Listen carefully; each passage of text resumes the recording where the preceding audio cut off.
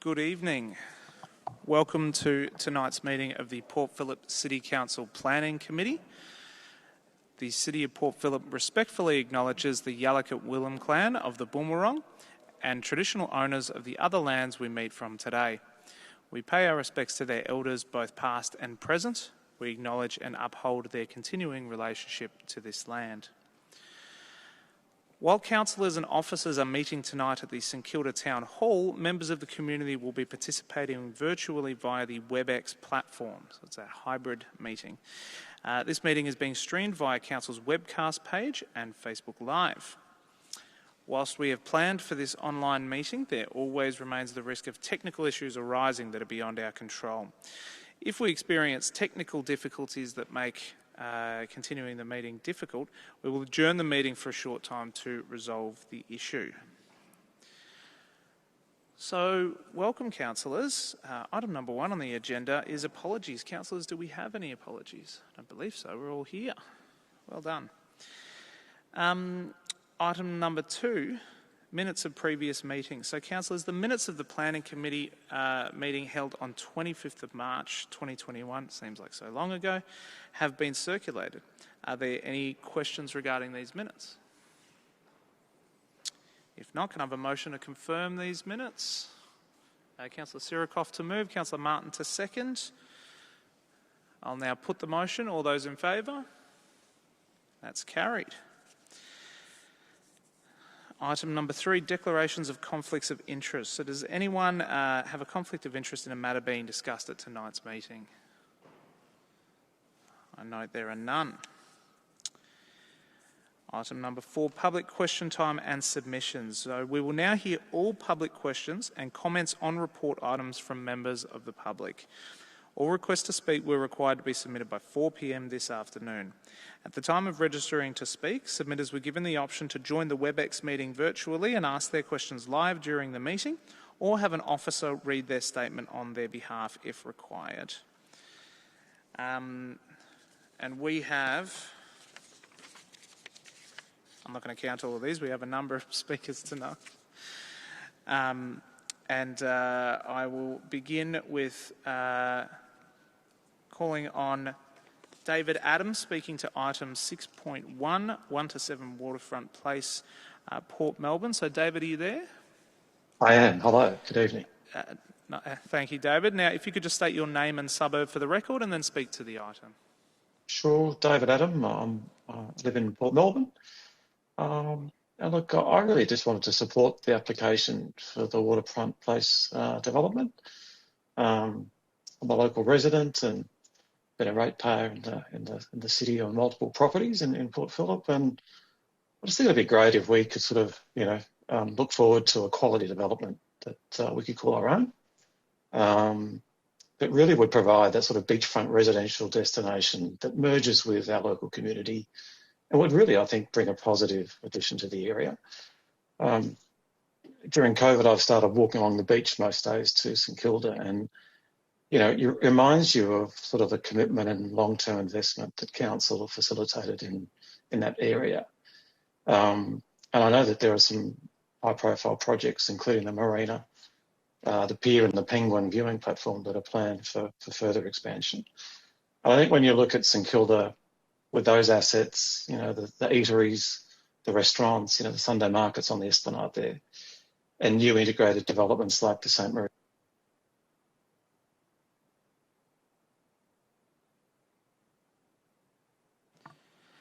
Thank you, David. This Waterfront Place development can emulate that. I think it can help reinvigorate parts of Port Melbourne, and specifically the Waterfront Place precinct. And as I understand it, the Tasmanian ferry operations are being relocated next year. Potentially that would reduce some of the heavy vehicle traffic, and maybe we could think about having a street market in this region as well. And I think it's well acknowledged that the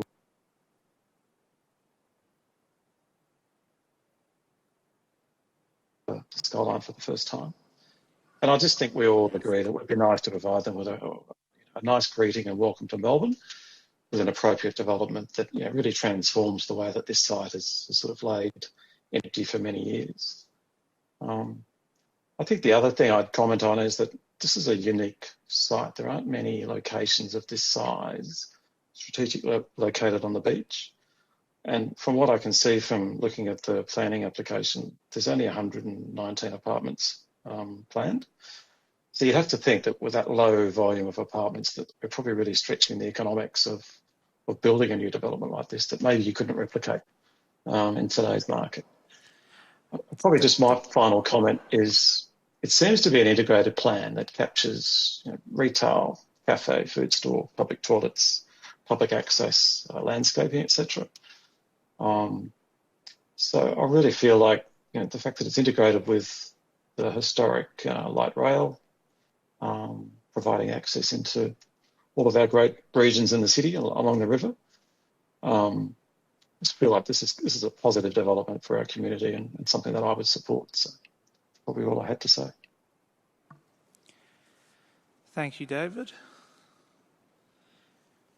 I call upon Robin McKenna speaking to item 6.1, 1 to 7 Waterfront Place, Port Melbourne. Robin, are you with us? I am. Thank you very much, Chair, for the opportunity to speak. Robin, can you just state your name and suburb for the record and then speak? Robin McKenna of Port Melbourne. As I say, thank you for the opportunity, and I wish to likewise express my support for this proposed development. And I actually want to assure Council that this position of support is actually shared by many of the locals. We've already heard one person speak to it within the Beacon Cove and the Port Melbourne community.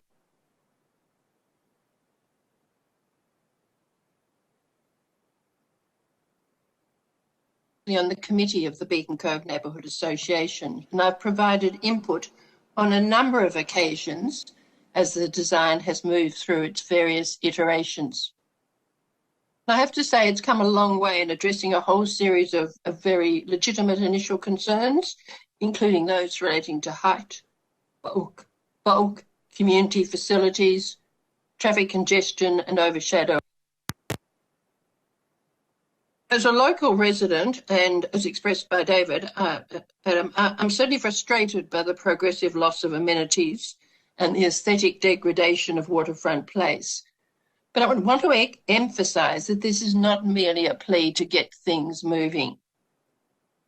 I think we now have a proposal which is determined by the Office of the Victorian Government Architect, it's on page 36 of the agenda papers, is generally well conceived, coherent and responsive to the maritime character, site constraints and planning framework.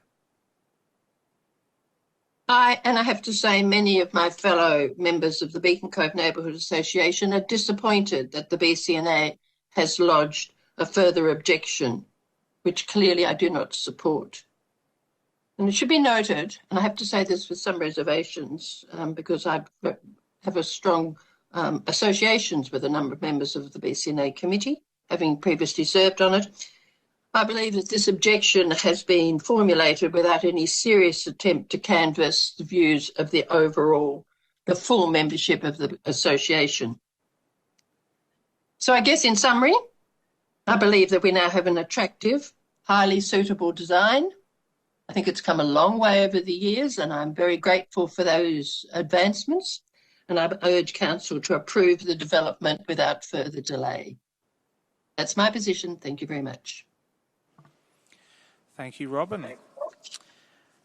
I now call upon Pam Montgomery speaking to item 6.1, 1 to 7 Waterfront Place, Port Melbourne. Pam, are you with us? Yes, thank you. Thank you, Pam. If you could just state your name and suburb for the record and then speak away. Thanks, Pam Montgomery from Port Melbourne.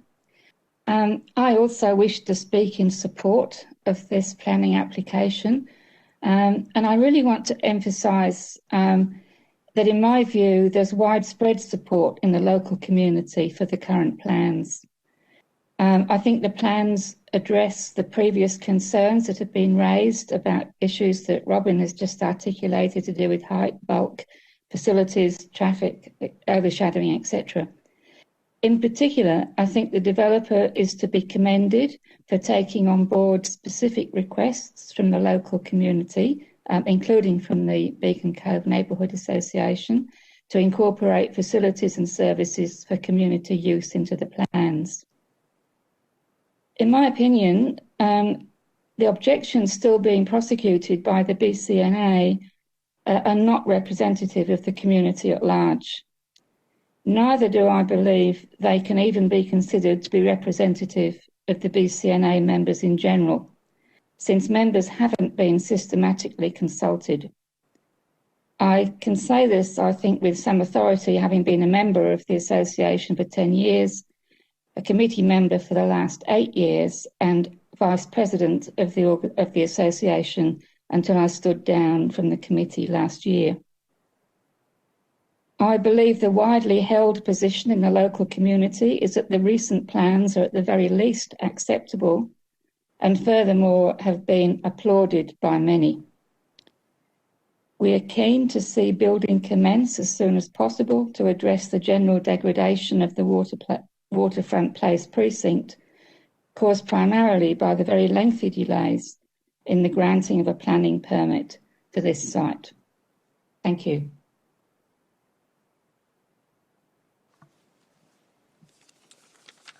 Thank you very much, Pam.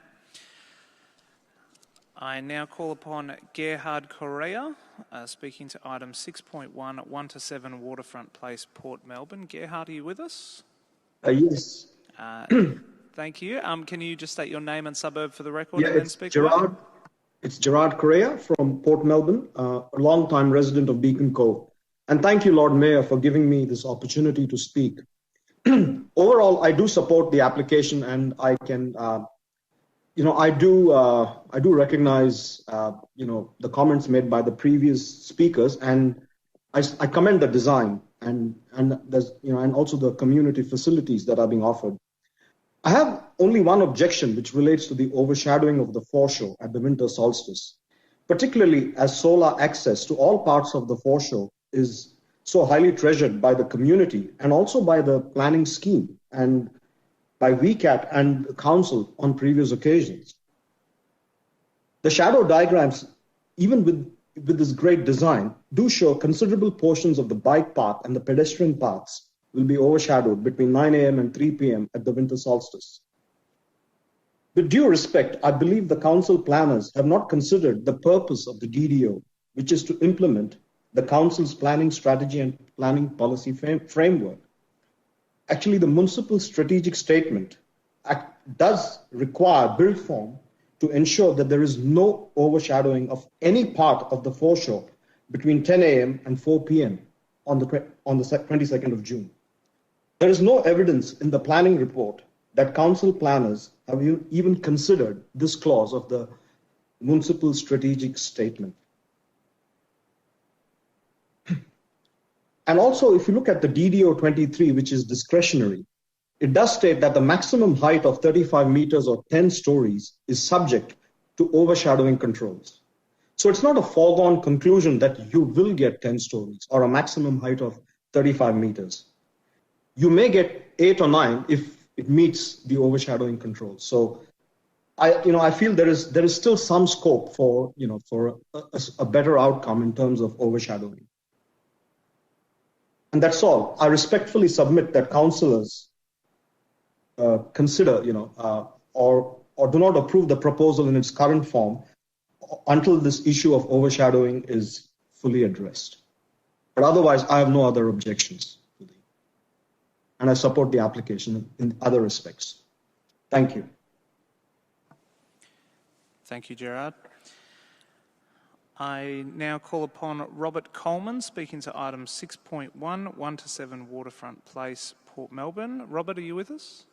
Yeah, with you. Thank you. Hi, Robert. If you could state your name and suburb and then speak to the item. Yeah, Robert Coleman, suburb is Port Melbourne. So we live on Princess Street, my wife and I.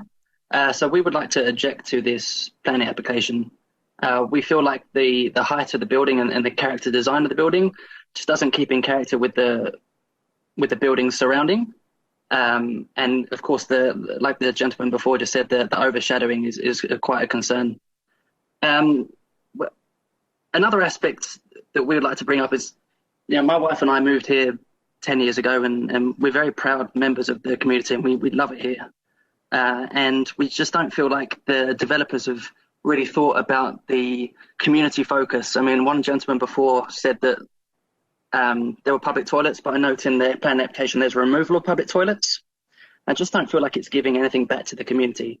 There is plans, of course, for a gym, but I mean, I have a gym in this complex. There's plenty of gyms around. There's public and residential gyms. I don't feel like a gym is probably adding anything to the community, especially if I have to pay for the pleasure.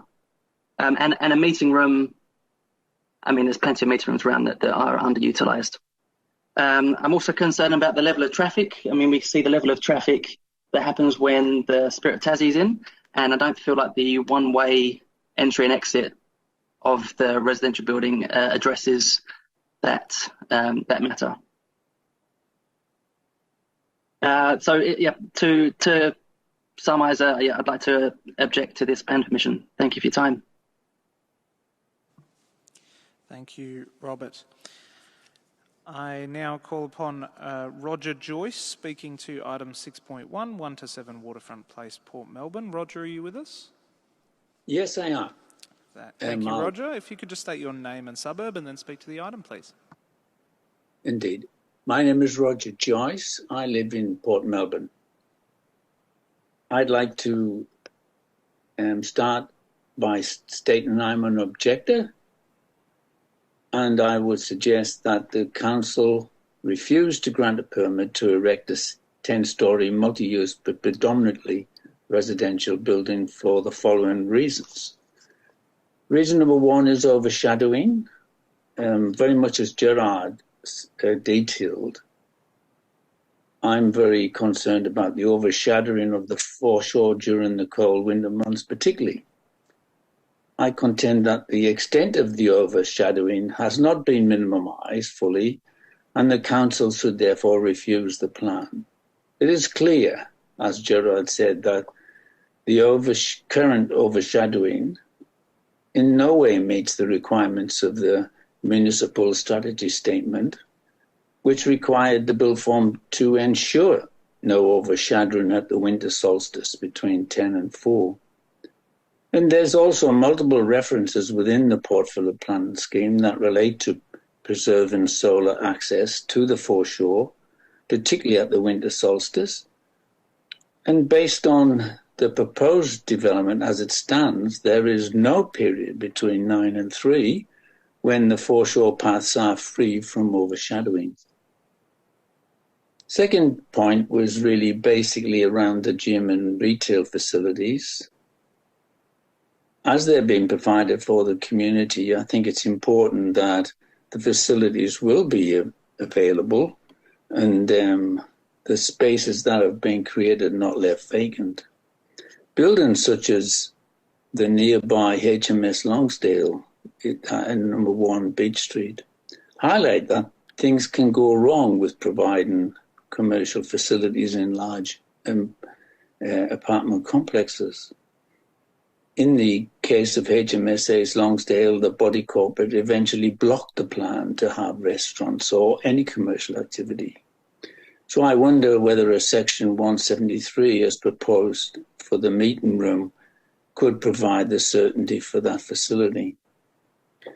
And the third and final reason, car parking for visitors of facilities. There currently no allocation of car parks for anyone who uses the gym or the other facilities.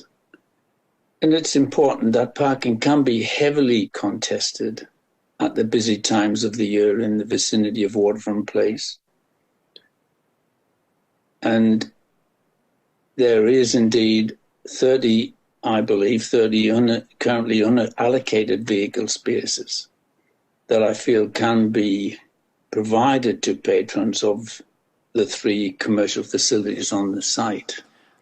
Roger, I'll just let you know your speaking time has finished. If you could please come to the end. Oh, well, fair enough. I think we can finish at that point. So I request the council to consider refusal. Thank you very much. I now call upon Jill Maddox, speaking to item 6.1, 1 to 7 Waterfront Place, Port Melbourne. Jill, are you with us? Yes, I'm with you.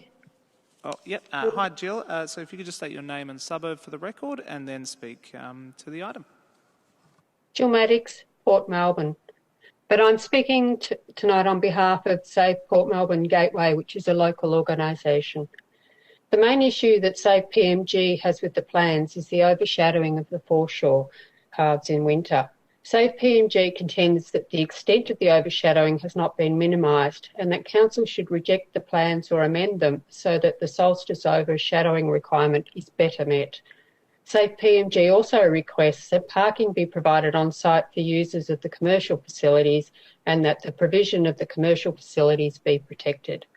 The amenity of the Port Phillip foreshore should be preserved for future generations, rather than forever diminished simply to provide a relatively small number of extra apartments, particularly considering Port Melbourne's proximity to Fisherman's Bend. In midwinter, mid-morning is often the best time to walk on the foreshore. The period around the winter solstice is the least windy time of the year, and mornings are less windy than the afternoons. The distance and exercise restrictions of the COVID lockdowns have made local areas with good amenity even more valued. This section of the foreshore is within 5 kilometres of much of the CBD and Fisherman's Bend, unlike much of the Port Phillip foreshore further to the east. There are many references in the Port Phillip planning scheme that relate to preserving solar access to the foreshore at the winter solstice, including clauses at 2105 and 2206. The overshadowing aspects of these were not referred to in the report, nor was the overshadowing of the adjacent PPRZ area, which should be protected. The 3 most recent VCAT judgments for properties in the adjacent DD01, which also has a discretionary foreshore winter solstice overshadowing constraint, are for 67, 69 and 92 Beach Street. The VCAT judgment for 92 Beach Street found that even the relatively small amount of shadowing, equivalent to about a width of about 18 metres along the foreshore, was unacceptable. The proposed overshadowing of the foreshore at the solstice by the current plans is much greater than that rejected for 92 Beach Street, even at its smallest extent. The VCAT judgments for 67 and 69 Beach Street also restricted overshadowing. An amendment was made by councillors for the plans for 92 Beach Street that have been implemented. This reduced the overshadowing in terms of an upper level setback that produced no additional shadow at 10 a.m. This amendment was passed unanimously by councillors in 2017. The shadow from the new building clears the pedestrian path by 10:30 a.m. This shadowing was subsequently not contested at VCAT. A lot of the shadowing of the foreshore paths clearly comes from the towers. They're shown as zigzags on the shadow diagrams. The podium overshadowing starts to clear from the pedestrian path around 11 a.m. and is gone from the paths by noon. Jill, I'll just note that you've reached the 3-minute speaking allocation, so I'll ask if you'll just come to the end, please. Yep. If the permit's not rejected, then PMG requests that there be increased setbacks of upper levels to reduce the overshadowing of the foreshore. Thank you. Thank you very much, Jill. I have one more speaker on here, Eddie Mikalev, presumably speaking to item 6.1, 1 to 7 Waterfront Place, Port Melbourne. Eddie, are you with us? Yes, I am. Hi, Eddie. Apologise for the... Oh, sorry, go ahead.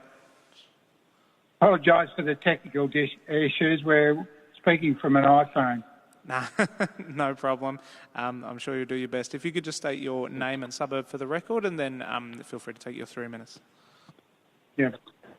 Eddie Mikalev, Beacon Cove, and President of the Beacon Cove Neighbourhood Association. Yep, go ahead. Hello? All right.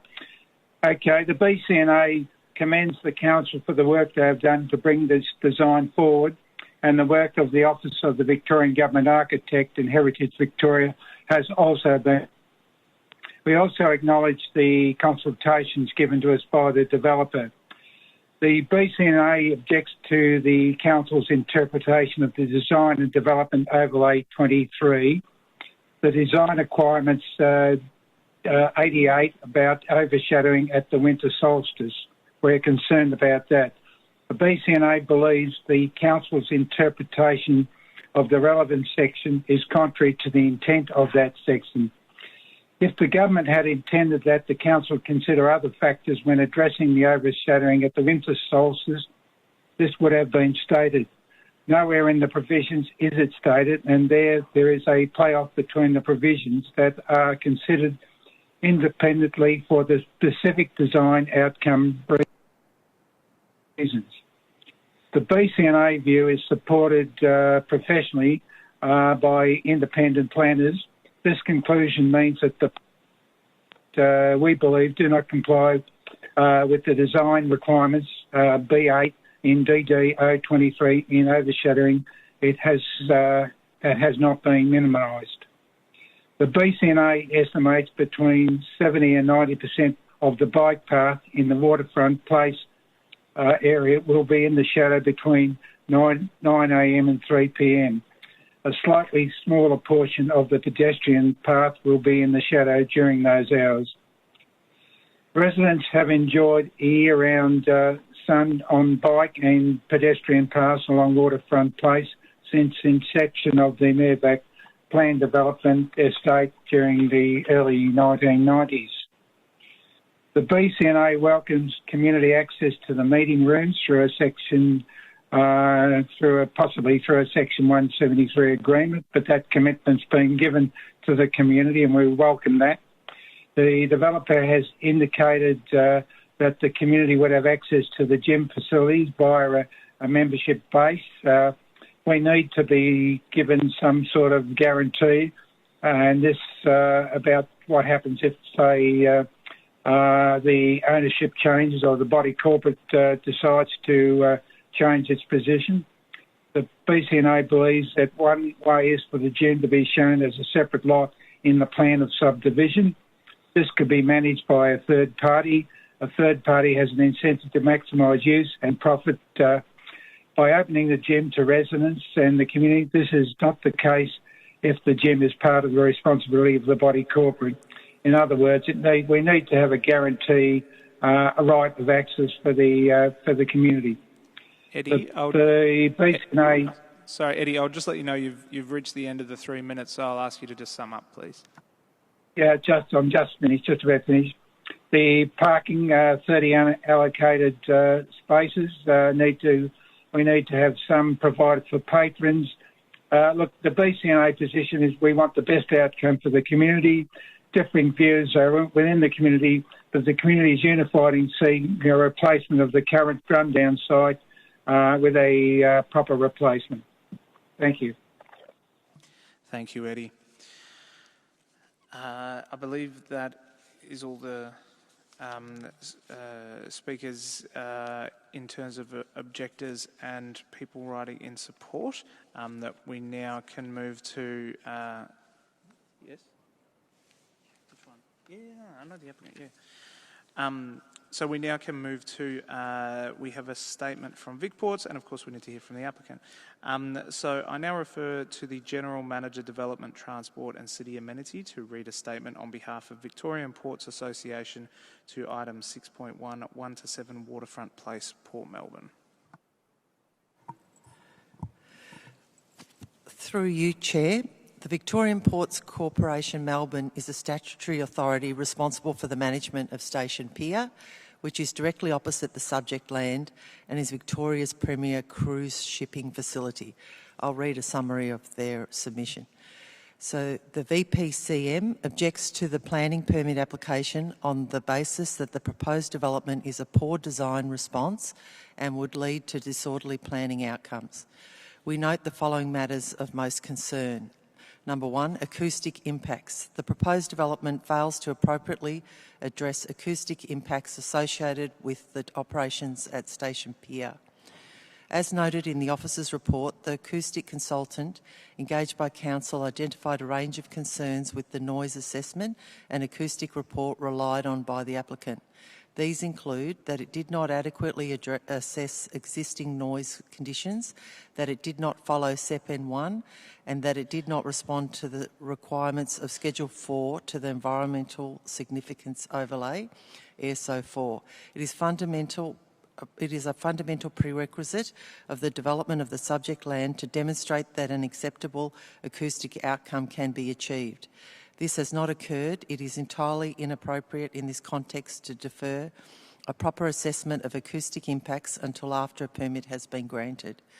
The council officer wrongly states that complying with SEPN1 requirements in respect of existing dwellings near to the subject site will mean that compliance will be achieved in respect of the new dwellings at the subject site. The subject site immediately interfaces the freight yard and is closer to noise sources than any existing dwellings.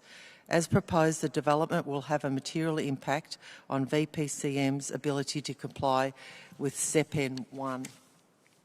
The application should be refused on the basis that it has not demonstrated that an acceptable acoustic outcome can be achieved.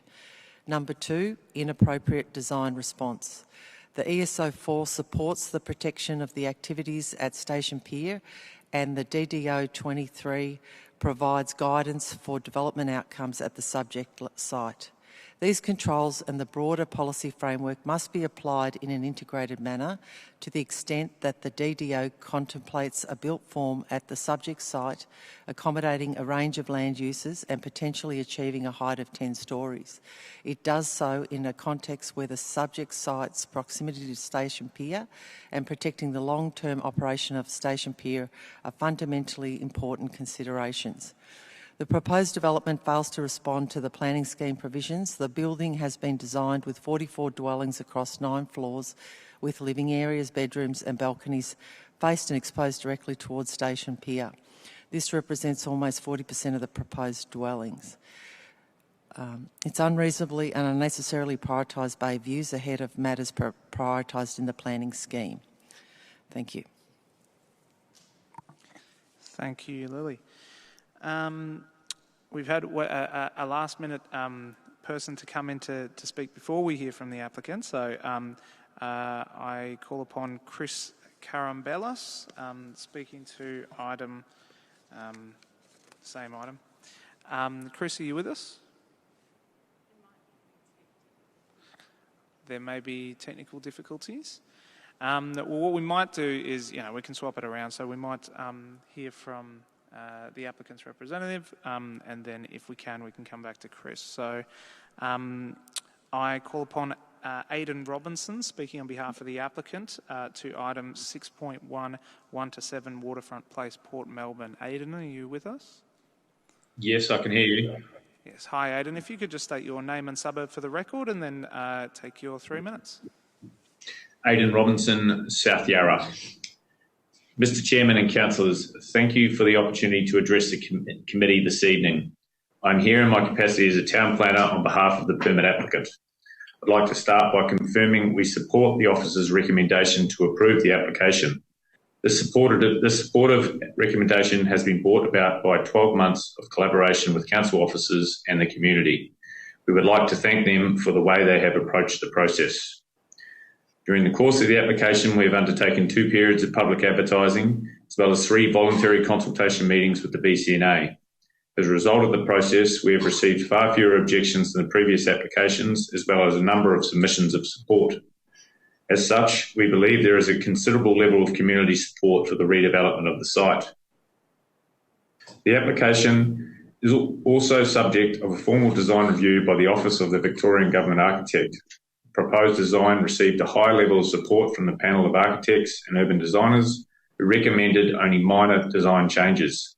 These have been fully incorporated into the design. Overall, we consider the proposal comprises a high-quality mixed-use development that will provide significant community benefits for the local and wider community. In our view, the application is highly consistent with all the provisions of the DDO, including height and setback requirements. In relation to overshadowing, the development is compliant with the mandatory requirement to avoid overshadowing beyond the southern curb line of Waterfront Place. In relation to the shadows at the winter solstice, the DDO envisages some shadowing to occur beyond the southern curb line at this time. We've worked successfully with council officers to ensure the design minimises these shadows, having regard to the requirement of the DDO to avoid negative impacts on the amenity of key areas of the public realm. In relation to community facilities, the development will provide a substantial gymnasium that will be publicly accessible and run by a commercial operator. Development also features a bookable meeting room for use by both residents and members of the community. We note that public access to the meeting room is to be secured by a legal agreement. From a design perspective, the high-quality architecture of the building will be surrounded by public spaces, including laneways and public courtyards, creating a premier gateway to the area. And in relation to ESD benchmarks, the development has committed to delivering a best rating of excellence, which significantly exceeds standard council policies. My final comments relate to car parking. Sorry, I made a mistake there. From a design point of view, the high quality architecture of the building will be surrounded by public spaces, including laneways and public courtyards, creating a premier gateway to the area. Sorry, I've read that. I made a couple of errors here. Apologies. My final comments relate to car parking. We note that the provision of residential car parking is fully compliant with the requirements of the planning scheme. Over and above the planning scheme requirements, 10 spaces are provided for residential visitors. Minor car parking reduction is only sought in relation to the retail tenancies, where car spaces are only provided for staff and not for customers. This is specifically intended to discourage customers driving to the retail tenancies in order to reduce traffic. Aidan, I'll just note you've come to the end of the 3 minutes. I'm just wondering if you could do the quick version of what's left. Thank you very much. In relation, I'll just finish off the car parking and then I'll have a very short conclusion. In relation to car parking and traffic, the proposed arrangements are considered acceptable by consultant traffic engineers, and the conclusions have been peer reviewed by Council's own traffic engineers. Overall, we'd like to commend the officer's recommendation to you. It represents the product of 12 months of close collaboration with council officers, and we trust that you will agree with their position. Thank you for your time. Thank you, Aidan. And I'll ask you to stay on the line because councillors may have questions for you as representing the applicant. So I will now ask councillors whether you have any...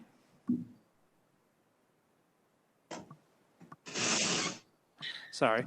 I'll ask councillors whether any councillors have any questions of the applicant.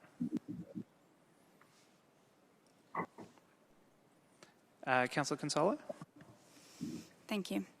I've heard during the public submissions a concern about the proposed commercial facilities one day not being accessible by the local community, but rather just by residents of the building.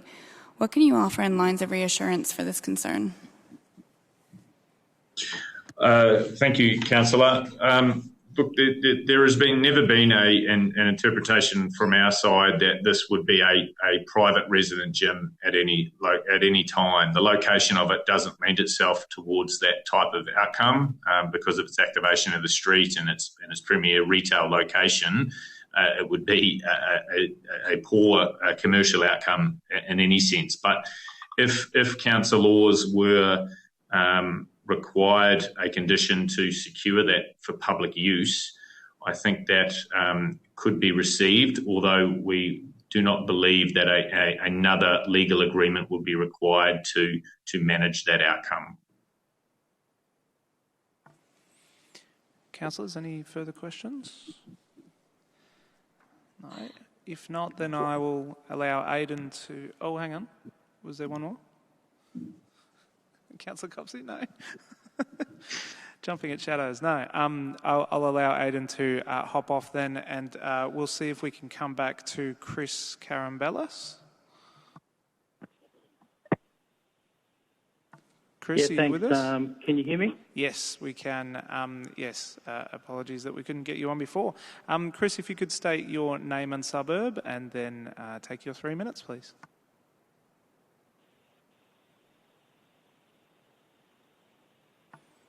Oh, you there, Chris? Yes, can you hear me? We can now. So if you could just state your name and suburb, and then speak to the item. Sure. So it's Chris Carambelis, and my suburb is Port Melbourne. Go ahead.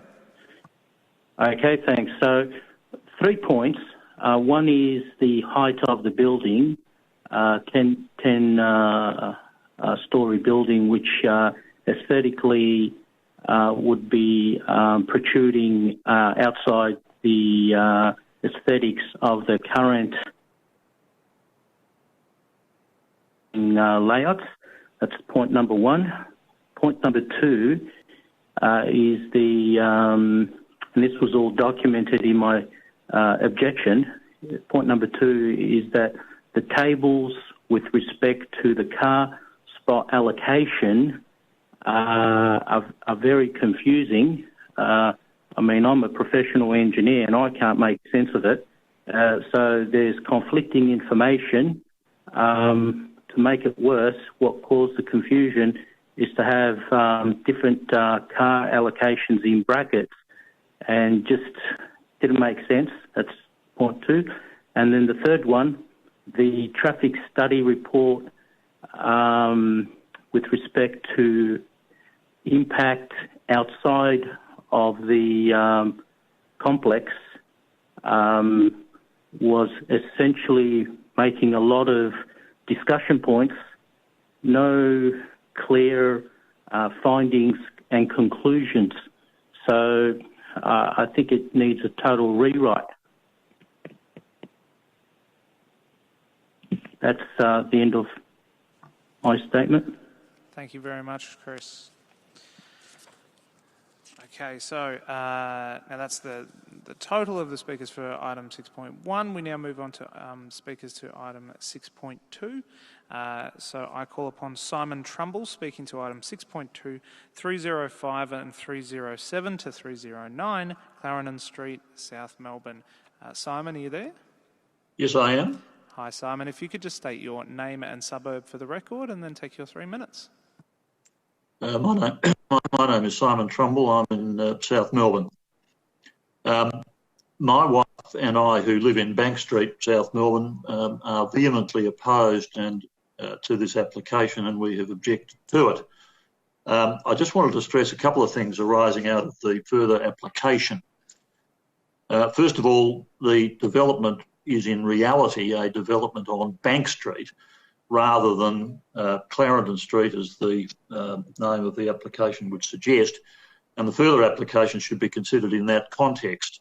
The only sightline plans, notably 07, 08 and 09, which were included with the further application, which actually show clearly the development in the context of Bank Street, demonstrate how incongruous the development is in that context.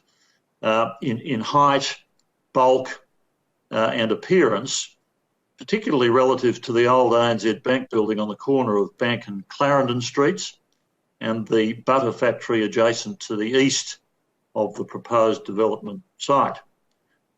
For example, the proposed building appears to be approximately double the height of the Bank building and a third higher again than the butter factory building. Secondly, the proposed development and the inclusion of the additional story is entirely inconsistent with the heritage overlay affecting the property and most of Bank Street, including the terraced residential properties to the east of the development and, of course, the town hall to the west. In short, as we said in our actual objection, the proposed building is, in our view, ugly, totally out of context with and unsympathetic to the neighbouring buildings, and frankly an eyesore, and the addition of a further story can only exacerbate this. Thank you. Thank you, Simon. I call upon Deborah Hollingworth speaking to item 6.2, Clarendon Street, South Melbourne. Deborah, are you with us? Yes, I am. Hi, Deborah. If you could just state your name and suburb, and then feel free to take your 3 minutes. Thank you. My name is Deborah Hollingworth, and I am a resident in South Melbourne, and I I live in Bank Street, just some 25 metres down the road from the proposed development. So I would like to commence by indicating that I'm speaking also for my husband, Andrew Sinclair. We both oppose this development and also the proposed amendment. I absolutely endorse all of the things that the submissions made by Simon Trumbull. And I would like to reiterate a number of points. In our view, the original planning application should have been refused. It is absolutely, gross overdevelopment of this particular site, and it is incongruous and absolutely antithetical to the heritage nature of this particular area. A multi-storey office block in this heritage part of South Melbourne and Emerald Hill should have been made by the council. It was inappropriate for the decision to have been made under delegation by a single council officer. We were absolutely stunned to discover when we moved into the neighbourhood in 2019, this particular planning decision. But we were even more floored recently during the consultation process around the amendment application to discover that this decision had indeed been made under delegation, that it has, as Simon has indicated, seems to be attributed to the fact that it was characterised as a development of Clarendon Street, not Bank Street, and really inadequately, therefore, the heritage parameters were assessed from Clarendon Street, not from Bank Street. That decision has led to a series of consequential outcomes. The notifications were to some 90 people, but none of them the residents in Bank Street. The property owners that were notified about the original planning proposal were mainly the commercial properties on Clarendon Street and in the commercial part of Bank Street. It is actually astounding that given the impacts to the heritage area and to the adjoining residential precinct, that there was not greater attention given to the fact that this is also a shared space with a residential area, an historic residential area that has a heritage overlay. Deborah, I'll just let you know you've reached your 3 minutes, so I'll ask you to come to the end, please. Councillors, this 6-storey development was always problematic. It was oversized. The scale was wrong. Adding 2 points, it seems that the report before the council seems to minimise the impact. It's only another story. Well, it was problematic in the outset, and it is, and that is not cured in any way by minimising that. As noted by the strategic planner, this is an area where 3 stories is appropriate, not 6, and certainly not 7. Thank you.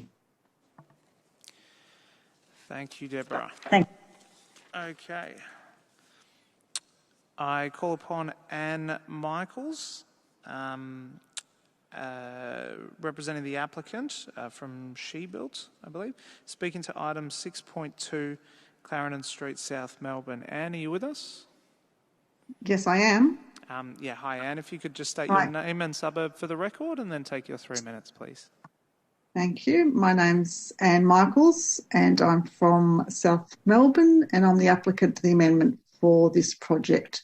Good evening, Mayor and Councillors, and thank you for the opportunity to speak to you tonight.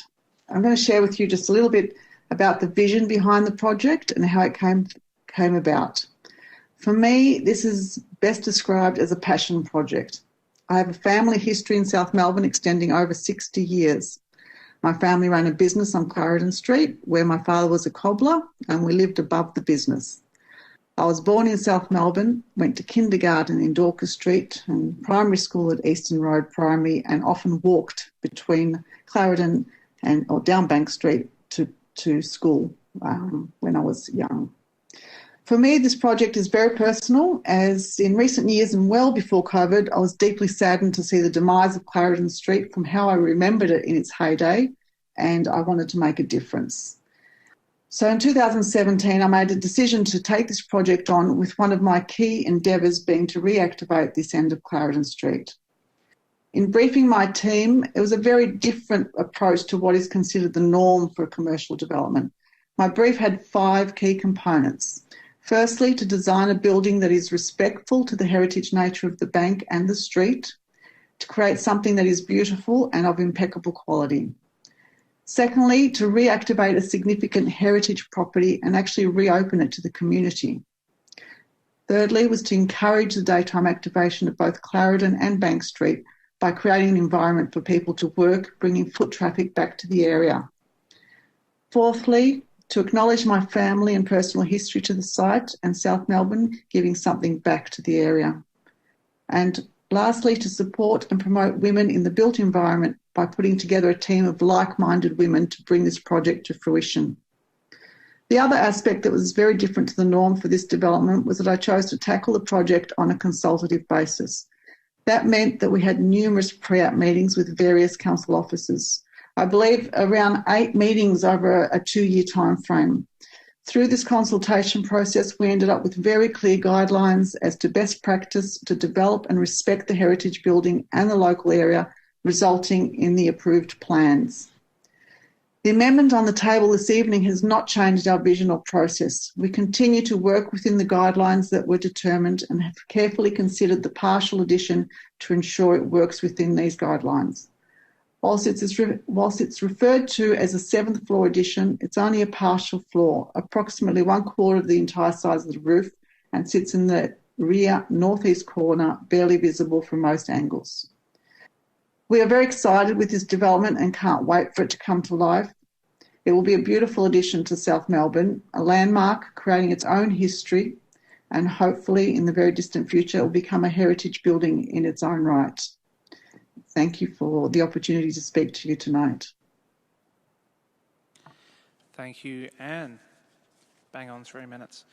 I call upon Claire Scorpo, the architect, speaking to item 6.2, Clarendon Street, South Melbourne. Claire, are you with us? I am, yes, thank you. Hi, Claire. If you could just state your name and suburb and then speak to the item. Yep, my name is Claire Scorpo and my suburb is Fitzroy. So thank you, Mayor and Councillors, for the opportunity to speak tonight about this project. And it's one that I've been working on for over 4 years now. First, I'll quickly touch on the development of the current endorsed plans. So from the beginning, the owner led a consultative approach with Council. We met with representatives from the Planning Department and their Heritage Advisor many times, from a very early massing stage all the way through to detailed design. This allowed us to develop a project in line with specific guidelines and recommendations. We feel like this process has been enormously successful and resulted in a project that all who have been involved are very proud of and have gone the extra mile for. It was a priority, both from a planning and heritage perspective, that the existing ESNA bank not be detracted from and instead enhanced by the development. Careful consideration of view lines, building shape and form, setbacks, material, colour, proportion and scale were all tested and developed in consultation with the City of Port Phillip Heritage Advisor.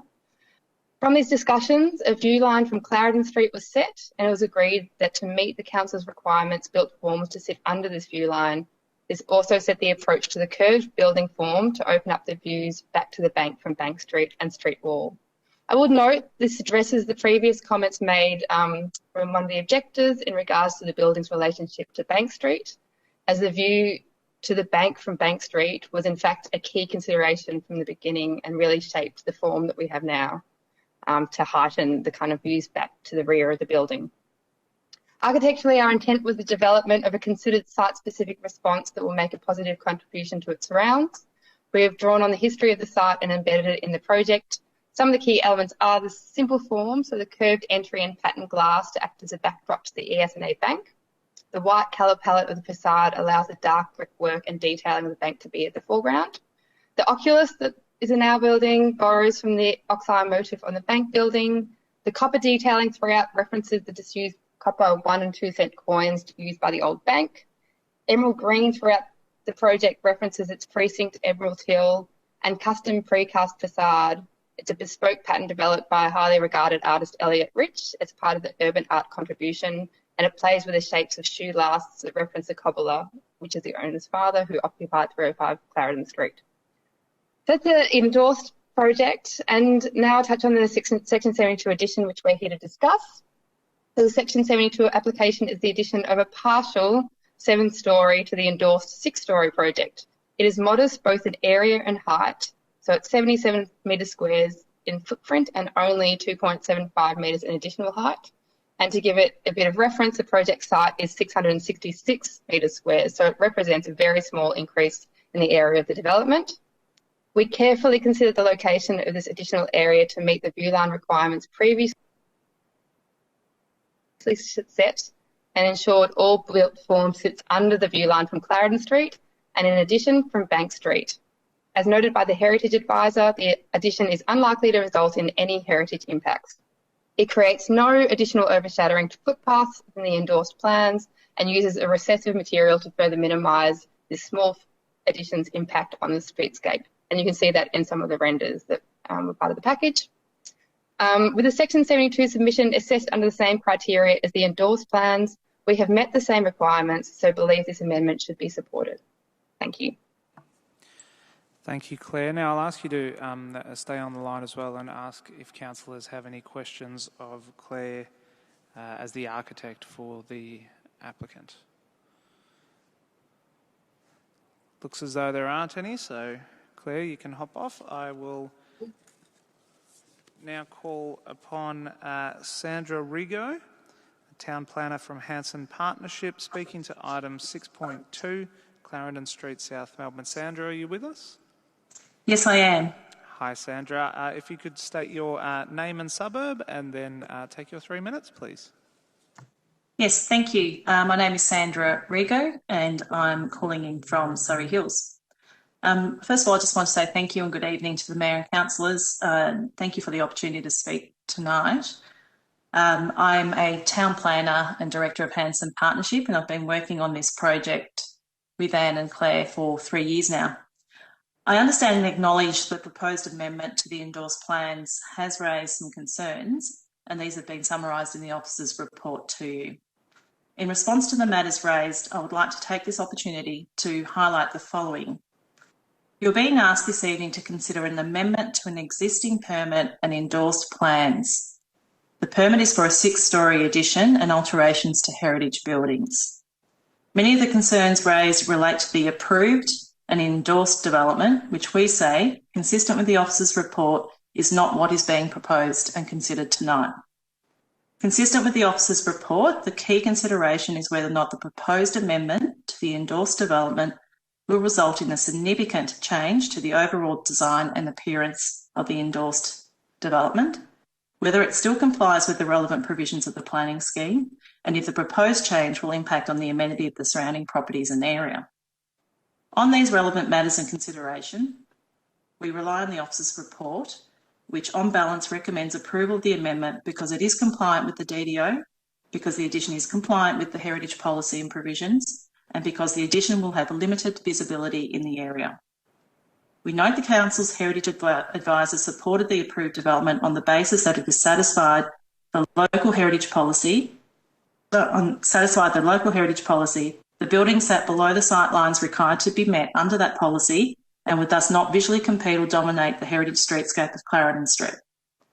The proposed amendment follows the same guidelines and policies set by the planning scheme and the Council's Heritage Advisor and is supported on heritage grounds.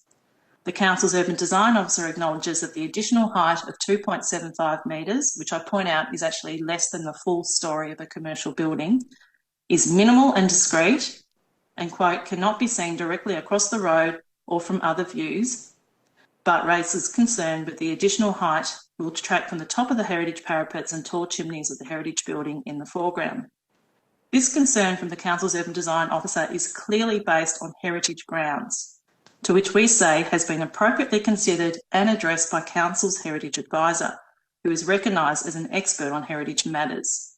To quote the comment from the Heritage Advisor in the Officer's report regarding the rooftop addition, I note that the sightline diagram indicates it will be contained within the sightline taken from the opposite side of Clarendon Street, and 3D renders demonstrate it will be limited visibility and only in longer range views.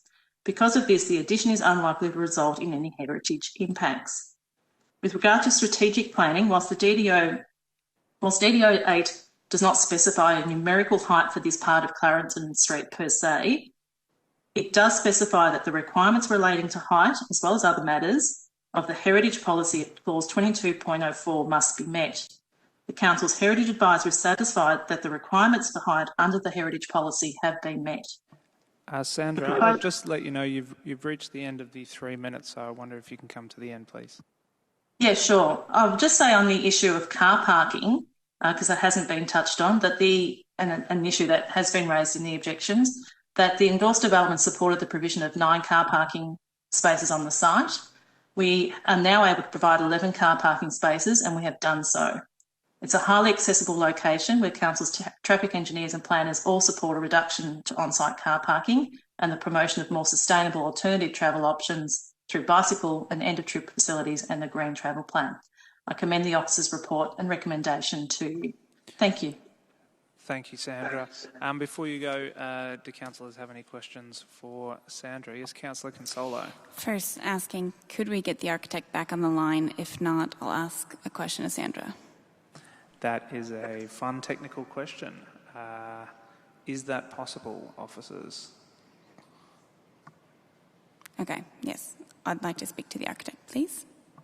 Okay. Hello? Oh, sorry, Sandra. Oh, sorry. Is that okay? Okay, so, sorry, who's on now? I'm the architect. Okay, thank you. That seems to have worked. Okay. Go ahead, Councillor Consolo. I look at the form, the architectural form that's been suggested in the amendment. I can see it's been very considered in the previous application that's been approved. This one's different. And I know typically, or if you look at the heritage point of view, we have a heritage building and we have a different form because they're at different times, and that's how we want to approach it, to show that there are different periods in time. This is all being done at the same period in time, ultimately, when it gets constructed. So can you speak a little bit more about the architectural form and how you've come up with what it is now that doesn't, to me, relate very much to the approved building already? Yeah, sure. So I suppose we're really mindful of this additional kind of area to be very recessive. It's something that steps back from the building.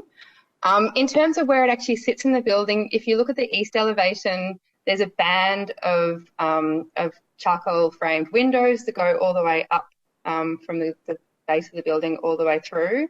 Where this additional form kicks in is at this point, so it continues the language of those windows that run all the way up the top of the building. And then given the fact that it's set back so significantly from the facade of the addition, we felt that, again, the language is going to be different because it's a step-back form. It's got no kind of adjacencies with the curved glazed facade, and so we wanted to make sure that it was something that was quite mute and quite quiet and recessive, and that would very much blend in with its surrounds. I'm not sure what views you may have seen of it, but the submission that we put in for the application shows a view down Bank Place, and that I think is when you see the way that this form kind of engages with the whole, and it's not discordant. We've tried to make it really form part of it as well. Does that answer it? But I suppose, yeah, where it's been set back from the facade, we do consider it to be recessive, so have made it a different material, and a dark material, which is a naturally recessive material against that white palette, to minimise any kind of view through it. Okay, thank you.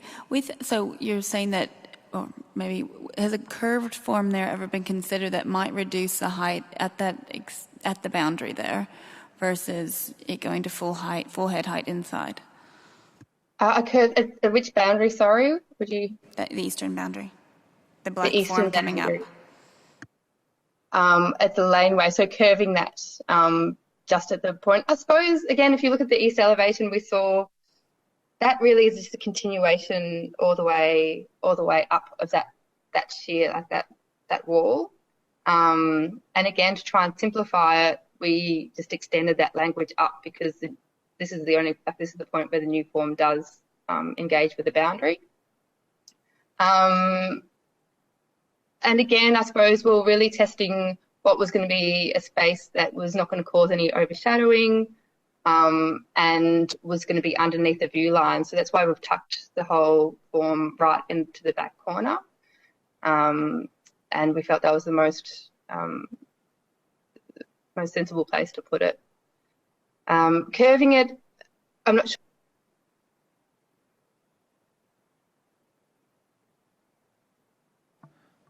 That's why we preferred to reduce the size of it and make it quite simple and quite mute. Sorry, we did lose sound for a couple of seconds there. I wonder whether he might just say those maybe two last sentences again. Oh, sorry. I suppose the main points are really the addition, kind of where it sits on the facade. We've continued that same facade up, so it's quite simple. And curving, we didn't look at because it sat underneath the view lines. We're confident that it was going to feel like a recessive form without having to curve the edges too much. Thank you, Claire. Councillors, do we have any more questions? If not, then thank you, Claire. I'll let you hop off. And thank you to Sandra as well, who we unceremoniously booted off before so that we could get Claire back on. Thank you. That concludes all of the speakers to the items this evening, councillors, and I apologise for the technical difficulties that we've been having, but we seem to be able to continue on. So we move then to item number 5 on the agenda, councillor question time. Now, councillors, do you have any questions? Keep in mind that you have time on each report to ask questions relating to that report. Do you have any, I guess, more general planning-related questions? If not, then we move to the presentation of reports. So we have item 6.1, 1 to 7 Waterfront Place, Port Melbourne. Are there any questions of the officers in relation to this report? No. Okay, well, councillors, we have an officer's recommendation. Would someone like to move this or something different?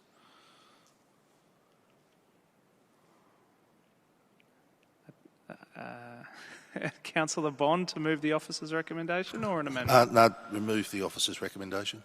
To move the officer's recommendation, is there a seconder? Okay, Councillor Copsey to second. Wondering if my mic is working. So yes, we have a seconder. Councillor Bond, would you like to speak? Actually, I'll reserve my right at the end. I'll speak at the end. No problem. Councillor Copsey? Would any other councillor like to speak? Councillor Consolo? I'd like to move an amendment. Sure. Councillor, what is your amendment? On condition 1, item Q, I'd like to add a line.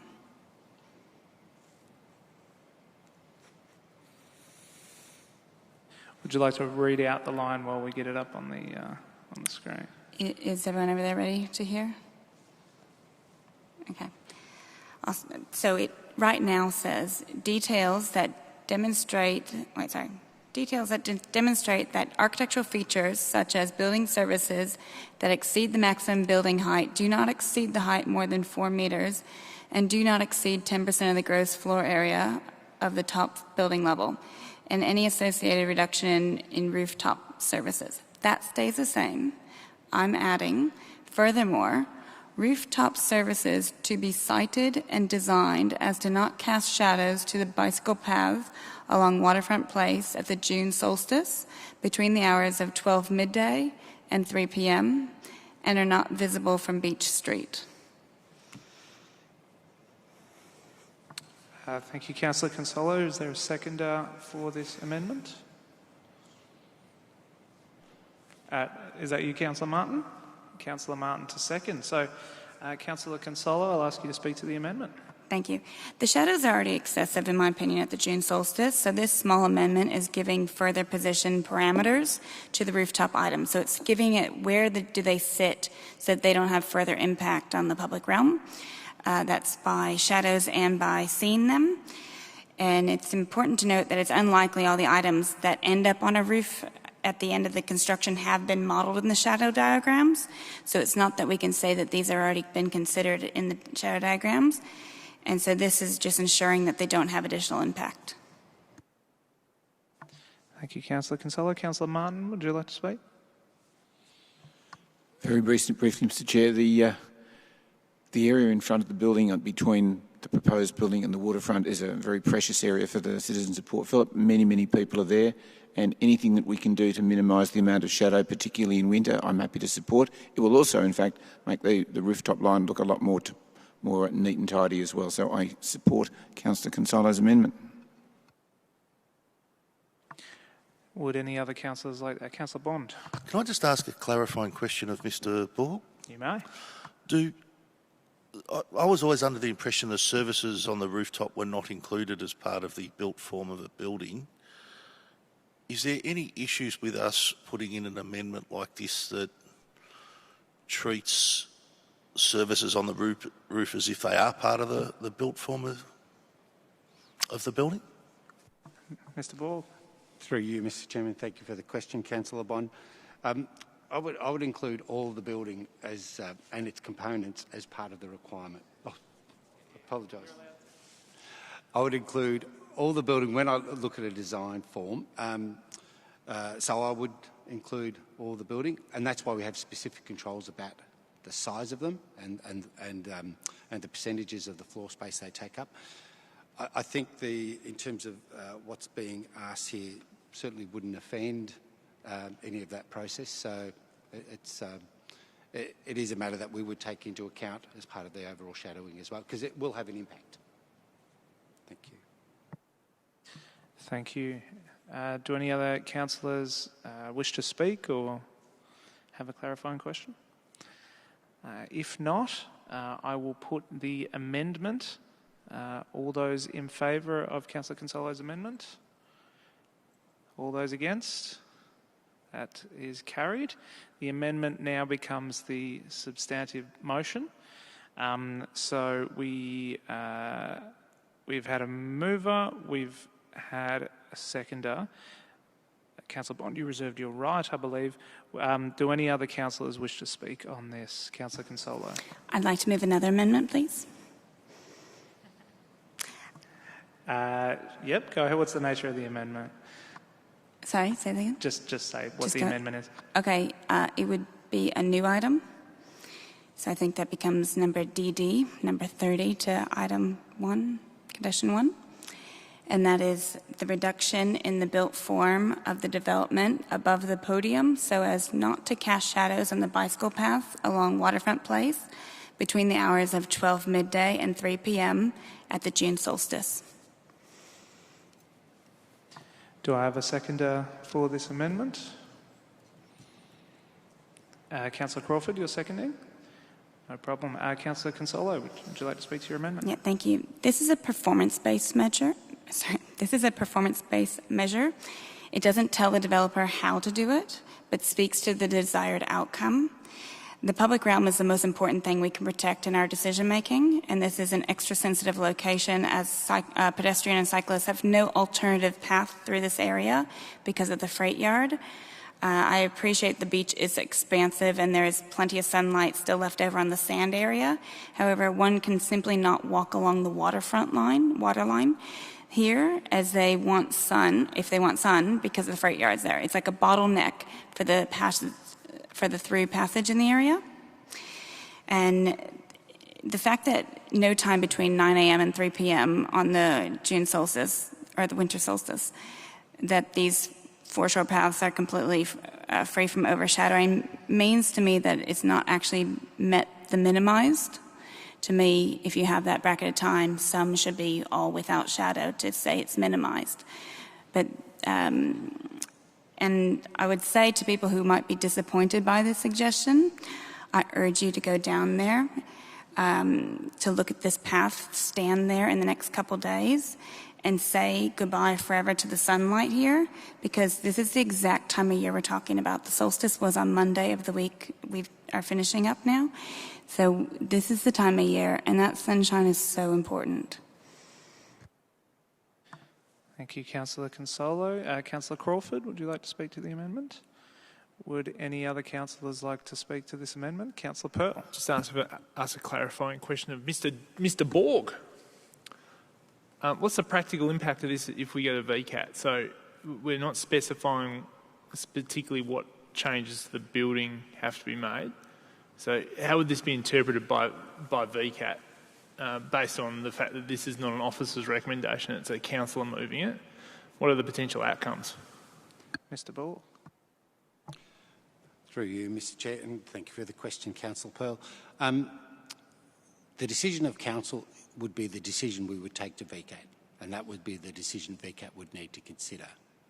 So that's the simple answer to that question. But if you're asking me what the practical outcomes of the actual condition is... Closer? Sorry. If you're asking what the practical outcomes are, I can't tell you. You'd need to do an assessment of what the proposed changes are. You'd need to look at it probably through some computer modelling, because you've got to remember this design is heavily predicated by the amount of shadowing it provides, and it's very much a fine balance. Without doing that sort of assessment, I can't tell you what the impacts would be. I'm not sure if the applicant can in a short space of time either. I do certainly understand the condition that's been put up, but as clearly outlined in the officer's report, we think the proposal satisfies all the requirements in regard to the discretionary requirement for overshadowing at the solstice. Councillor Clark? Sorry, I think you just said that, George, but just to clarify, in the council officer's review and recommendation, you felt that the development was appropriate and in line with the amount of shadowing on footpaths that you would expect? Through you, Mr. Chair, and thank you, Councillor Clark, for the question. It is because this is a performance measure, even the way the discretionary way that the condition is, the requirement is written in the planning scheme, and it was specifically written this way because there's a mandatory requirement at the equinox and a discretionary requirement at the solstice. So we think the requirement should minimise, as the way it's worded.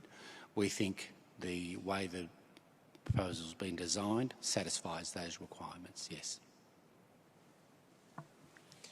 Thank you, Mr. Borg. Any further, would any councillors like to speak to the amendment? Councillor Pearl. Thanks, Chair. I'll speak against it on the basis that I don't think this is going to advance Council's position in the event we go to VCAT, and the likely event potentially we go to VCAT, and could potentially muddy the waters quite significantly. If you are unhappy with overshadowing as a council, we should be rejecting the officer's recommendation.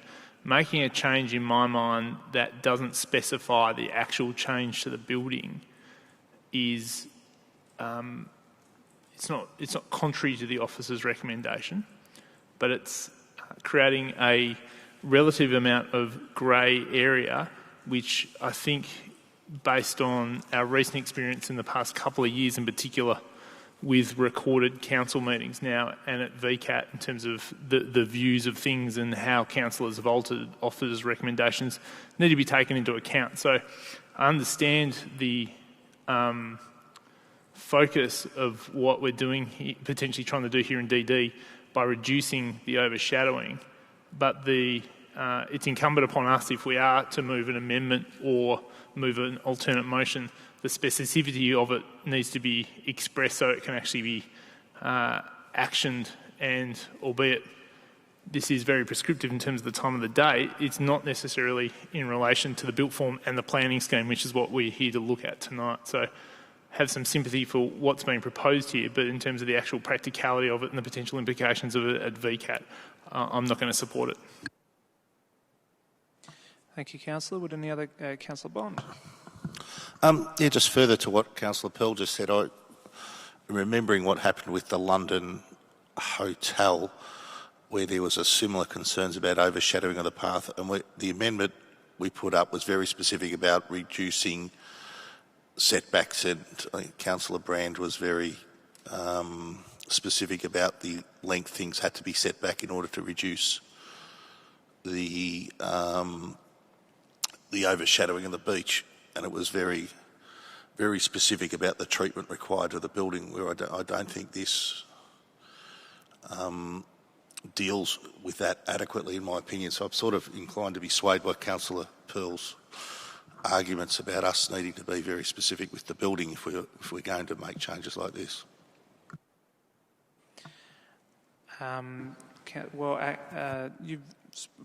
You've got a clarifying question. I'll do that and then I'll come to Councillor Sirikoff, because it might actually illuminate what Councillor Sirikoff might. Just clarifying on Councillor Bond's question or statement there about the London and the decision there. On that one, it was. Sorry, was Councillor it, Consola, on that one, yes. Was it a specific? You could tell the difference that it would make by measurement. Can you speak more about what happened in the London versus this one, and in how it was decided? Look, to be honest, I'm not sure that counts as a clarifying question for the purpose of this amendment. It was something that was mentioned by another councillor, but it's not. I don't think it's a clarifying question that's relevant to this amendment. So I probably won't rule that in, I'm afraid. I will move to Councillor Sirikoff. Thank you, Chairman. Mr. Borg, just listening to the two previous councillors, Pearl and Bond, I wasn't aware of this, but the very fact that Councillor Brand did make more specific recommendations for this other build, is that what's required so that we don't have issues when we go to VCAT? Like, is this one too generalised? I've got no idea. Mr. Ball?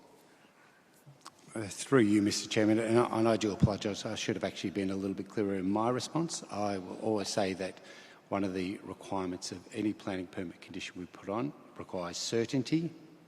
So when you do open up and provide some flexibility, that can be a positive thing.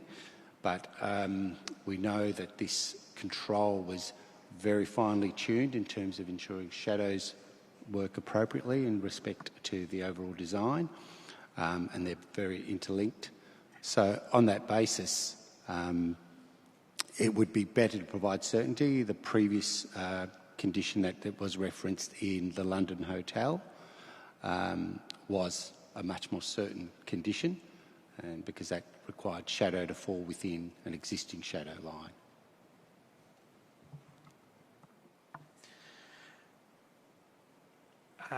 Do any other councillors wish to speak to this amendment?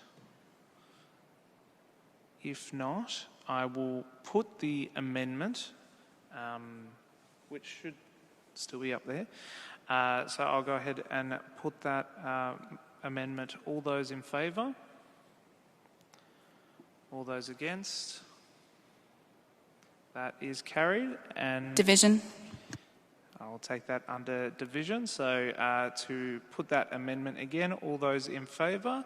Councillor, let's go from there. Councillor Crawford, Councillor Consolo, Councillor Sirikoff, Councillor Copsey, Councillor Martin. All those against? Councillor Bond, Councillor Baxter, Councillor Pearl, Councillor Clark.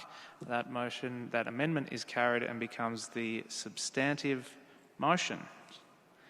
We now come back to the substantive, and I have to desperately try to remember who's spoken on what. Are there any councillors that wish to speak on the substantive motion? It's adequately amended? No. Councillor Martin. Mr Chair, I think this is an excellent design, and with the amendments ensuring the lack of overshadowing of the bicycle path on the foreshore, I think it's going to be an outstanding development to the Waterfront Place area. Thank you, Councillor Martin. Would any other councillors like to speak to the substantive motion? Councillor Crawford? I'll just speak briefly. This area has obviously been of is great importance to our municipality and particularly to our local residents, and it has been a long journey. I'm very supportive of the latest design, but the concern I have is obviously on the foreshore, which is an area that we need to protect. So I am happy to support the motion with the amendments, but I do think this is a much better outcome for our community, and I know that this space, it would be nice to have a beautiful space as opposed to an empty sort of derelict, vacant piece of land as an entryway to the city of Port Phillip and Melbourne at large. Thank you, Councillor Crawford. Any other councillors? Councillor Consolo. Thank you. While a newspaper put out an article yesterday saying this is a green light, we have heard tonight, we're here tonight to vote on this. Sorry, long week. I'm new to the saga as a councillor, but I'm not new to this site. When I moved to Australia in 2008, I happily swam laps in the pool that was there. And I would wish for something similar in the site, to be able to have a lap pool, childcare, tennis courts open to the community. The amenity that's been lost has not been replaced equally in this proposal, which leaves members of the community disappointed, as we've heard through the speakers tonight and other objections received. There are also fears that there are also fears what has been put in for the community can easily be taken away. So thank you for reassuring tonight through the question that that won't happen. We are here, though, to decide on what is before us. It has been through several designs and approval processes. From 19 stories refused in 2013, we now have a 10-story version that the Victorian Governor architect has assessed and has received their support, with recommendations that have been met. The views I've heard in the community are 100% consistent on one thing. They want this site revitalized from its current derelict state. The newspaper called it Melbourne's worst eyesore, and there's certainly fatigue in the process. The how to revitalize it, though, has caused a lot of community division. Some are happy with the proposal before us and are desperate for us to approve it tonight to keep it going. Some are not. I've heard concerns about excessive bulk, increased traffic, lack of car parking for the retail and gym users, and overshadowing the bike and walking path around the winter solstice. They've also said to me today that, we're a generation on from when Beacon Cove transformed that area. And so there's a lot of hope that this building can be of high enough quality to kickstart the next generation of reestablishing this area. There's a lot of hope that we can get Station Pier up to that gateway to Melbourne that it really deserves to be. And I think this site is a key part to that. I can't understate the traffic concerns in this area. Majority of the traffic from this development will want to go to Bay Street, or for people who don't know that area very well, St Kilda end, coming this way. But we'll have to go in the opposite direction, quite far down to the roundabout, or we'll encourage U-turns, or into small streets like Park Street, which some of the residents who spoke today live on. I'd like to thank the councillors who voted on the amendments I put up tonight to really preserve the public realm and to fight for that sunshine in winter, because it's so important. So thank you. Thank you, Councillor Consolo. Councillor Pearl. Well, third time lucky with this site and with this application as well. I'm happy to support the motion, and well done to the officers in terms of the recommendation you've made.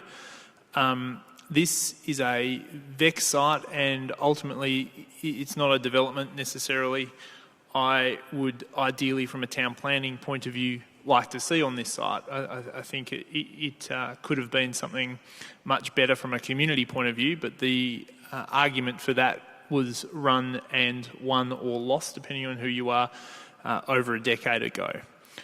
The site itself is a complete eyesore on every Victorian, and particularly as one of the second most busiest international gateway to the state of Victoria.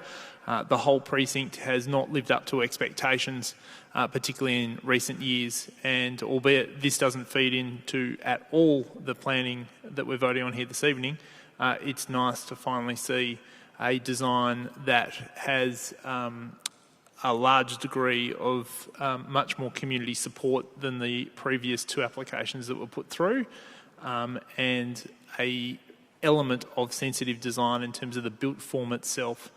The shadowing is a substantial problem across the whole foreshore, particularly down this end, and it's something that hasn't been looked at well enough over the decades from when the first towers were put up in the late 1990s down the Westgate Bridge end of the old Mervac development there, which was at the time was Australia's largest urban renewal project in and of itself.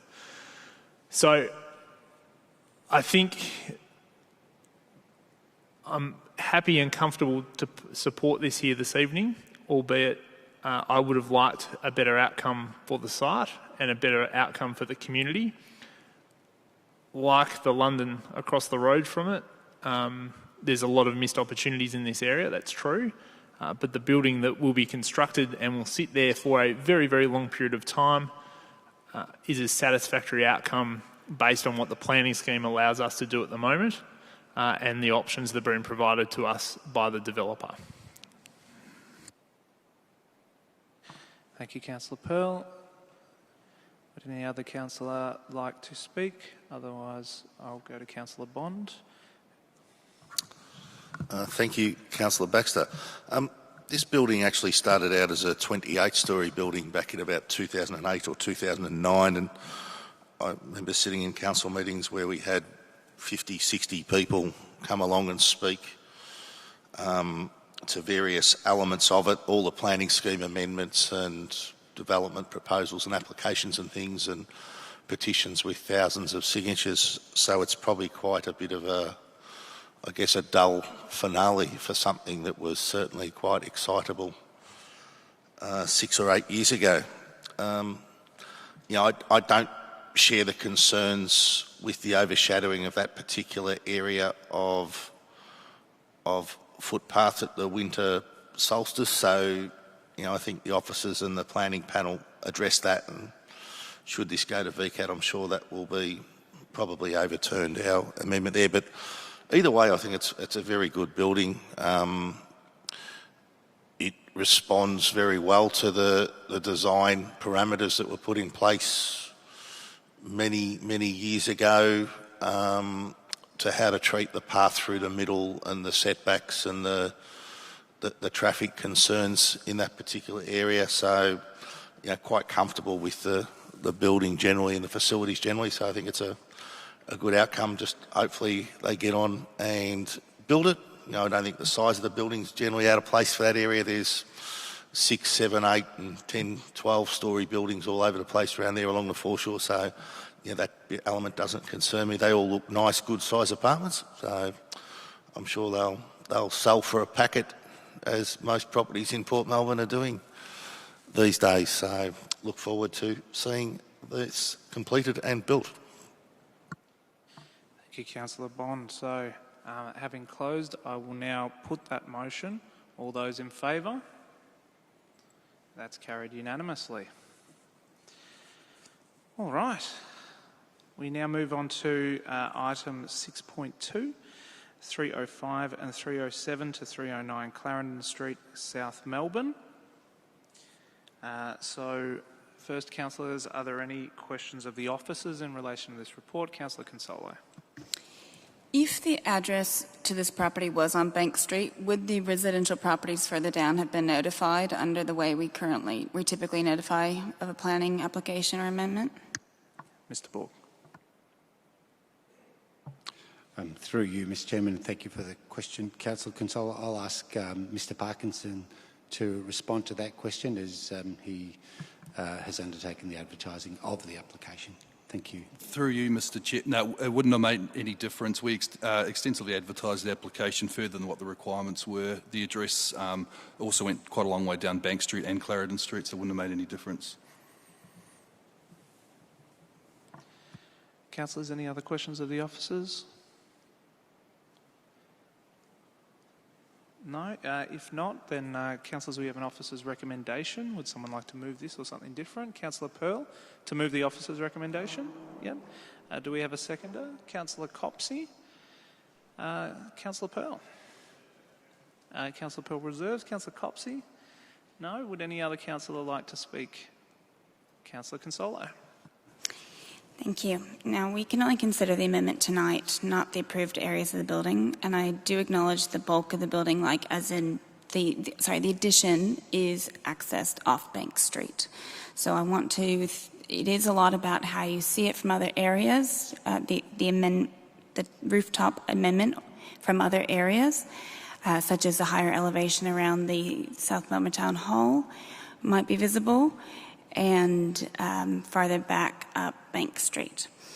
So I actually will be, I was considering moving an amendment tonight to try to change the form, the architectural form of that rooftop to make it fit a little bit more. So I spoke to that, asking the architect about that a bit more. And I'm not satisfied that's actually going to give a result. What can I say in an amendment that's really going to be thoroughly thought through like the architect could do? So unfortunately, I will be refusing this, and my grounds on it are really that view from Bank Place, from Bank Street. I get that the form comes up, the black part that comes up, and it's very minimal that you're going to see. But what I'm actually looking at in the documents here is, if I count, it has a window. So with windows, you can see the floor divisions through, you can see the bands through, and can count how many floors there are. So if I look before it's put on there, who's driving the slides here? You are? I've got page 410 of our report. So I want to see the laneway before and after the addition, please. Sorry, I mean as in the approved form and the amendment, please.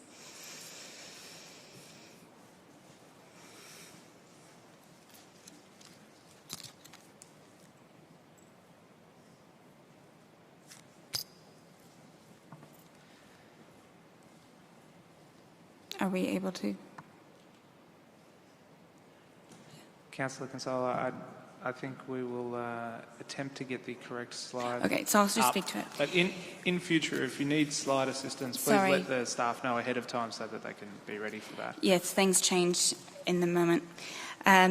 So in the approved version, I can clearly count 1, 2, 3, 4, 5 of these. So you have the ground floor, which doesn't have this, and then it's the 5 above it. So the building is 1, 2, 3, 4, 5, 6, and then there's a parapet. That parapet is about a half level in this, and it reads very much that there's the 6 levels. When I look at how it's been designed as the amendment, it starts to read that it's 7 levels. So although we say, oh, it's just this little bit of black at the top, that parapet has doubled in the way it's read as a whole nother level. So it's very much in this view that a whole nother level's gotten put on. It's not just isolated to no one can see it. I think in this part it starts reading as an even higher building at this point. So I will be voting against the amendment. Okay. I think Councillor Consolo no longer needs the slide assistance. I think she described it quite visually. Councillor Pearl, is that a clarifying question, if I may? The original permit expires, I think, in September. How does it work? If this gets approved tonight, does it attach? Is it a separate planning permit? So there's 2 planning permits. So this goes for 2 years at a different timeline to the original permit, or does it attach to the other permit? How does it work? I think it's detailed here in section 19, but if you just explain it to me. No, through you, Mr. Chairman, the date stays.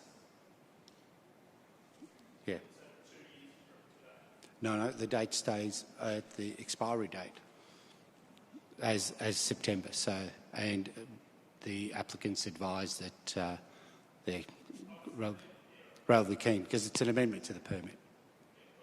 All right. Are there any other councillors that wish to speak? Councillor Bond. Thank you, Councillor Baxter. When I first read through these papers, like I do whenever I look at planning applications, I look at the pictures first and go through and have a look at those and sort of make an assessment whether I like a project or not. And I didn't like this one.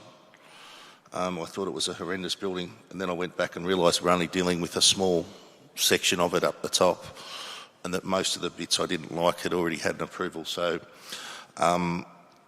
when I put my planners or statutory planning hat back on and I look at the change between here and the change that will result as a result of this revised permit application, there's, in my mind, there's very little change to the overall building. I don't like the overall building, but I'm only dealing with the change here tonight, so therefore I don't really have any problems with this additional proposal. Whether I've got concerns with the entire building are not relevant tonight. We're only dealing with the change. So I will be supporting this change to the original application. Thank you. Councillor Martin. As one of the local ward councillors, Mr Chair, I've spoken to a number of people in the area, and there's quite a bit of feeling amongst local residents. They don't like the bulk of the building that's already been approved. And when I speak to them about what this particular amendment's about, they're far more concerned about what they see as a council error in approving the original building. I'm not going to comment on the merit of that or not, but they don't seem to have much even understanding of what the actual amendment is. And given that, as far as I can tell, the amendment makes very, very little visual impact difference to what we've already got there, I can't see how I can not support it. That makes sense with the double negative? Thank you, Councillor Martin. Would any other councillors like to speak to this? If not, then I will put the motion.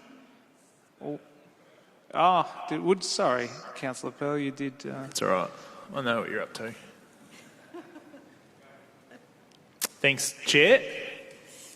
If I had my time machine back, I would probably call it in the original design. We looked at this in detail as ward councillors, and the mayor at the time was very, very, very involved in this plan. The developer themselves, as detailed in their submission tonight, has deep and enduring roots to the street and to some extent the site, and the intention of trying to put in a very sympathetic building to the site and the street is very much a sincere one. I drive past this, like most of us do, pretty much every day, and look at that site, and I kind of come to the assumption that it wasn't going to be built by the permit time parameters, and that development wouldn't be going ahead. So it's interesting that this amendment's come through now. Probably indicates that the building is going to go ahead. Like Councillor Bond, I've struggled for years getting my head around the form of it, and I'm hoping it's one of those buildings that looks better when it's constructed than it does on paper. But I would say the commercial construction, in terms of what the commercial parameters they've tried to design this building in, whilst also maintaining the heritage features, not just the facade of the street frontage building, is something that should be commended. But I have grappled with the architectural taste of the building, which is not necessarily to do with the planning scheme or what we're determining here tonight, for some years, particularly the big eye, as I call it, looking down on the street, albeit slightly different from the original design. The amendment we're considering here this evening has been opposed by a number of residents in Bank Street, and I definitely hear what you're saying. But looking at the planning scheme parameters for this site and other buildings on the street and planned buildings for the street also, I don't see a compelling case around sight lines, loss of amenity, particularly to the adjacent building and the street itself, on the amendment here this evening. So based on the facts of the planning scheme, based on the facts of what we're here opining on this evening, I'm happy to support it, but I probably do need to apologise to everyone for not calling this one in. It was kind of a bit of a coin toss at the time, and I think I got it wrong. Should have called it in, or if we had one more objector, it would have been called in it would have come in any case. But yeah, we probably with this sort of design in the future, I'll give you the commitment that if it looks a bit edgy or something that we think the public should probably have a bit more visibility over, I'll certainly be the first to call it in, even if the officers are rejecting or approving under delegation. Happy to support the amendment here this evening. Thank you, Councillor Pearl. I will now put the motion. All those in favour? All those against? That's carried. Can I ask for division? Sorry. You may. All those in favour? Councillor Crawford, Councillor Bond, Councillor Sirikoff, Councillor Baxter, Councillor Copsey, Councillor Martin, Councillor Pearl and Councillor Clark. All those against? Councillor Consolo. That motion is carried.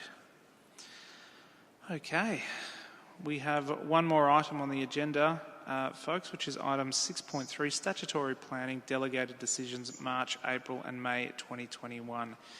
Councillors, do we have any questions on this? No. Councillor Pearl to move. Councillor Bond to second. Would you like to speak to the motion? Councillor Bond, would any other councillors like to speak to the motion? If not, I'll put the motion. All those in favour? That is carried unanimously. Brilliant. The next is urgent business. I don't believe we have any items of urgent business.